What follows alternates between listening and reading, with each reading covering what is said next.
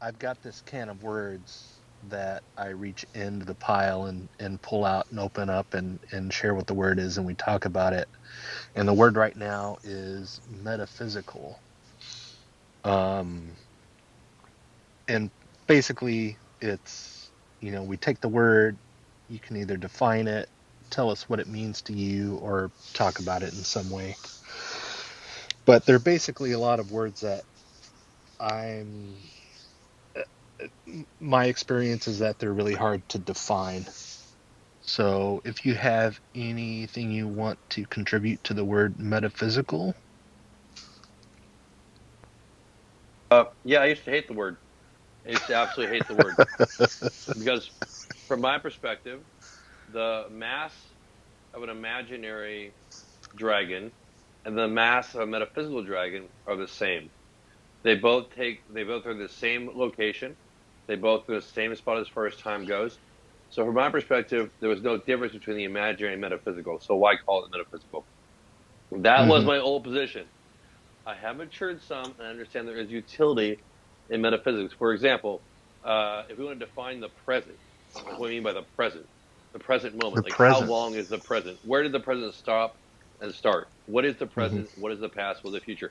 Science can't determine that for us in a way that kind of makes sense. So we use metaphysics to just talk about sometimes certain elements of time, like the present and the past and the future. Those are kind of metaphysical concepts. They don't actually exist in reality. They're like metaphysical constructs. In addition, things like causation. Causation isn't really a thing except for when we make it a thing, because the universe is a bunch of stuff moving around and bouncing off each other. It's just a bunch of movement. So you never say that any uh, one effect is caused by some cause. It's always a chain of causes, and you really can't really say when that chain starts and stops. I think I've been to speech on the clubhouse many times, so I won't go into it again. But we kind of need cause and effect for problem solving. If we want to replicate a behavior, we have to say, okay, I put a mouse trap out here, and a mouse trap out here with cheese. The one with cheese, the mouse got it. So I'm going to say that cheese caused the mouse to get in this trap. When actually, the chain of causation, goes back infinitely back to the beginning of time. But we Mm-hmm. kind of create these little snippets of causation to understand things to replicate outcomes. So I'm much more forgiving now to metaphysics, but I believe that metaphysics is a realm that we go to further explain reality when science fails us.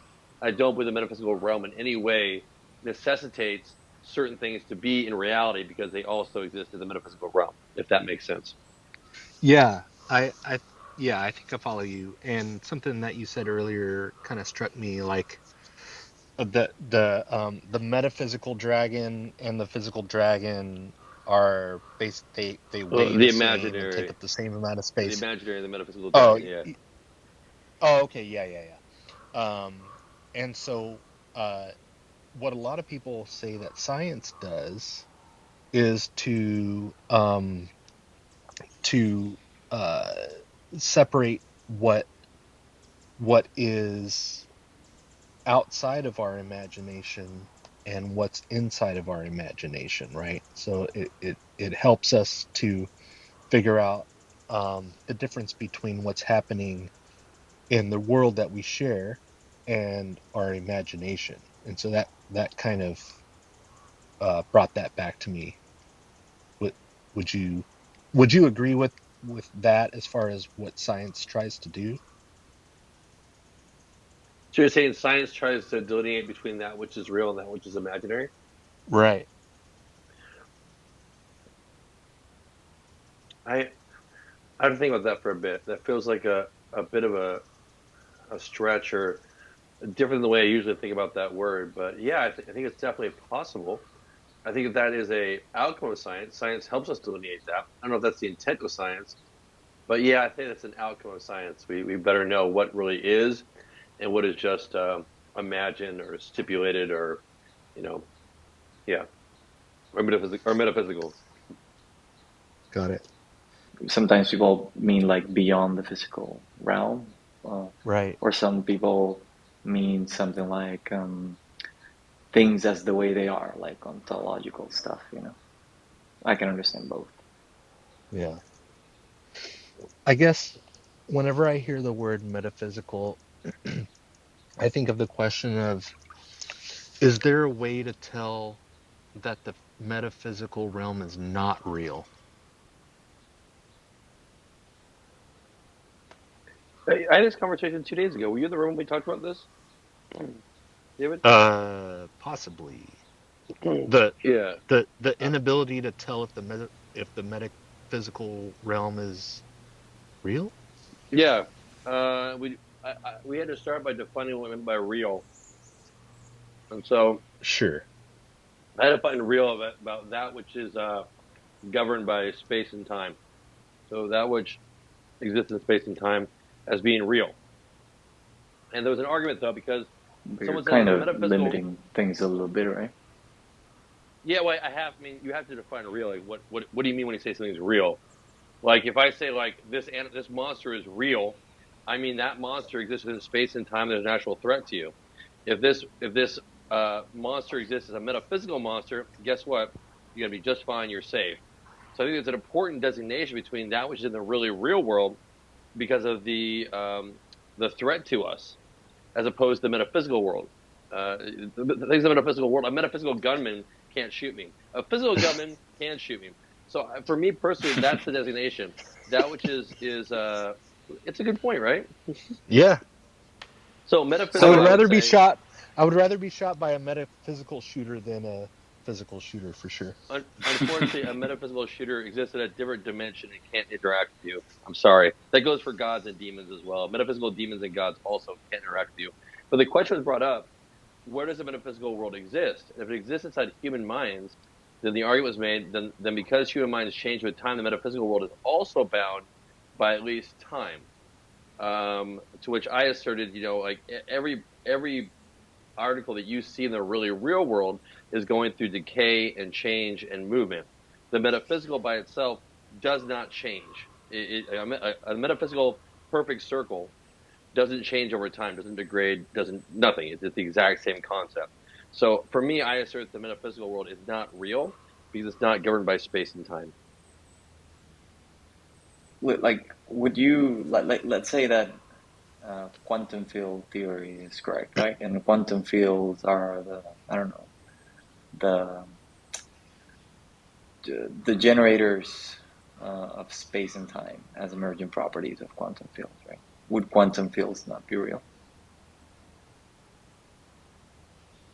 Do quantum fields exist in a location? No, they're outside of space and time are derived from them. I would assert the quantum fields are all around us. They're everywhere. And so I would say that space-wise, they're definitely bound by space.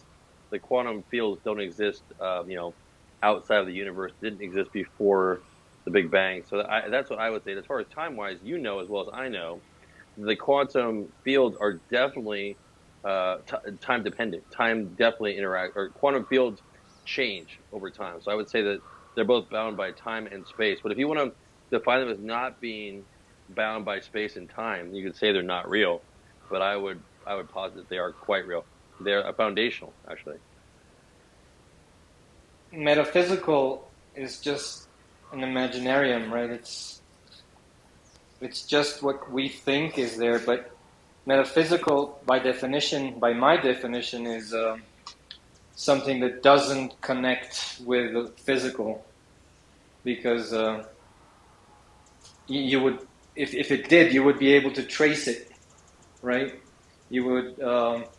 Science is deterministic; it's empirical, and if something happened on the natural world that science couldn't trace back to its cause, then it does make sense. I don't know. Am I making sense? I think you're saying is that the models that we create for how we navigate the universe in our minds aren't technically real because they're constructs of our mind. Is that what I heard you at the beginning? Um, well, they're real, but they're not physical. I mean, they are physical because our brains are physical, and they're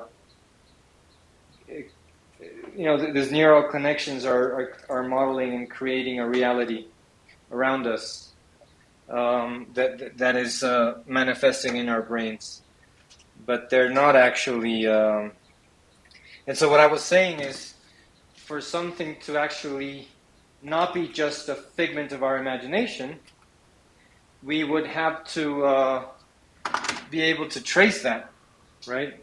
Because it's having an effect on the world. And somebody told me, it might make a little bit of sense when you think about it in terms of the brain is just the link between the spirit and the body, right? Way of tuning into a non-physical space is through the mind. But then you have a whole host of questions of what are angels and demons and the devil? Can they affect us in a way that is not through our brains and our minds? If the devil is a real thing, or if there are really such thing as evil spirits that torment us, then there's a danger there. There's a really real danger there. But the problem with that is angels don't angels don't age. Neither does God. Neither does the devil. They all exist supposedly outside of space-time. That's what I hear Christians say all the time. Things that exist outside of space-time can't interact with us. They aren't real. They're, imaginary or metaphysical at best, from my perspective.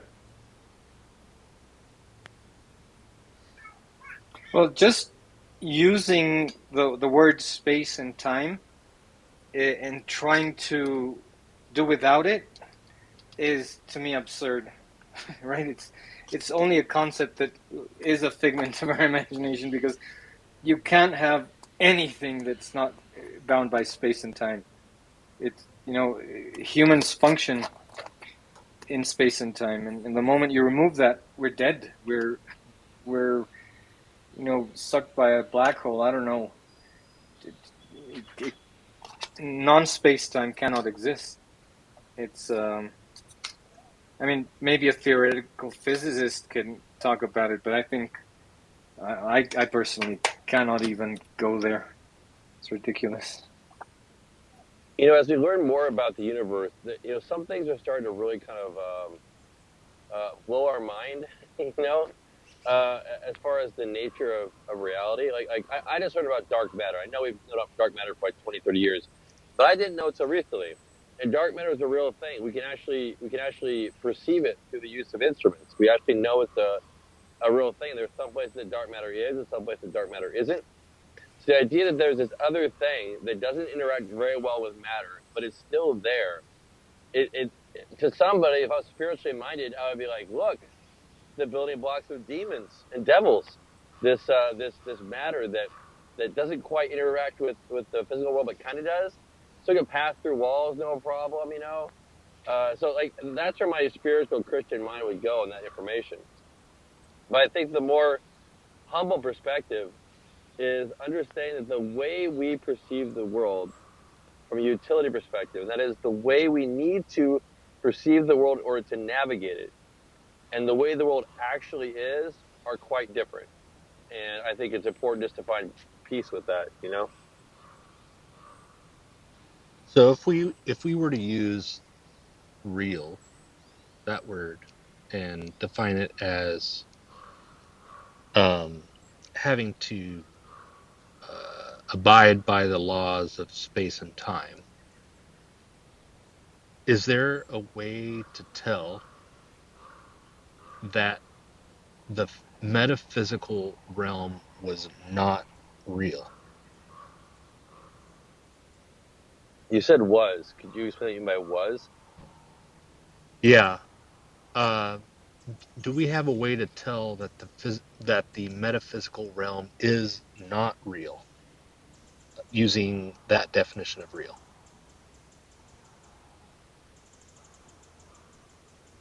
I mean, from my perspective, yes, absolutely. If we define, real the way I did, that which is bound within time and space, then I can posit a metaphysical planet, a metaphysical being, anything. I can. This is a realm that I can create and destroy at will, just like my imagination. So I would say because the metaphysical things actually don't interact with the real world, because they can't interact with the real world, because they are purely conceptual, that because of that, they are not real.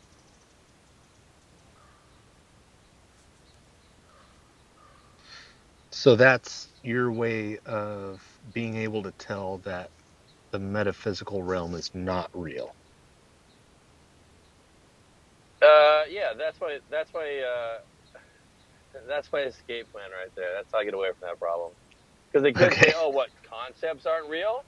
So a concept isn't real. So concepts can affect us." And no, I'm not saying that, but I would say concepts are more like a label we have to language. There are certain things that aren't concrete. They're by definition, a concept is something that exists in our mind. So yeah, like love is a concept. Is it real?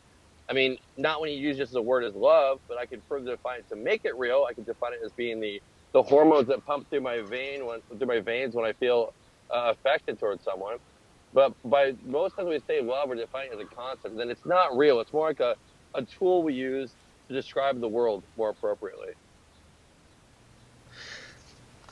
Has anybody ever asked you about uh, the the ability to detect love through an MRI scan? Because that's, by the way, love is another word in the can of words here, that we might get to. But I was talking to someone a while back about love and whether love is real, and if we can detect love in some way, say like in an MRI scan of the brain, then wouldn't that make love real if it's detectable in that way? I just read that. I can't remember where I read it, but that's exactly what they were doing. They were doing MRI scans of people. In this case, they were older people were married for like 50 years or something. And when they did the MRI scans, they could tell by looking at the reaction of their brains that they were still in love. I can't remember where I read that, but if I find it, I'll let you know. It was really interesting.